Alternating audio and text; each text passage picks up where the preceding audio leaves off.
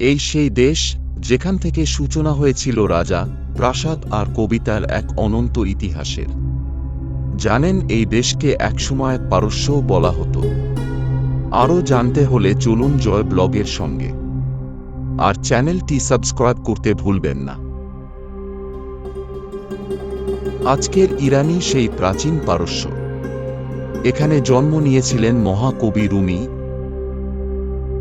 আর দাঁড়িয়ে আছে প্রাচীন পার্সেপোলিসের অবশিষ্ট ধ্বংসাবলী, এক সময়ের অমর সাম্রাজ্যের প্রতীক। পারস্যের রাজধানী তেহরান। আর এখানকার মানুষ অতিথিপরায়ণ, সংস্কৃতি প্রেমী ও অত্যন্ত পরিশ্রমী। পারস্যের কবিতা, কার্পেট আর সুগন্ধি এখনো সারা বিশ্বে খুবই জনপ্রিয়।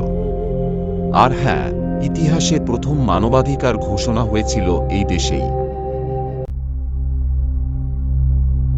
পারস্য শুধু একটি দেশ নয়, এটি সময়ের পাতায় লেখা এক মহাকাব্য। আপনি কি কখনো স্বপ্ন দেখেছেন তেহরানের পাহাড়ের গলিতে হাঁটার? তবে চলুন হাঁটা শুরু করি। জয় ব্লক 787।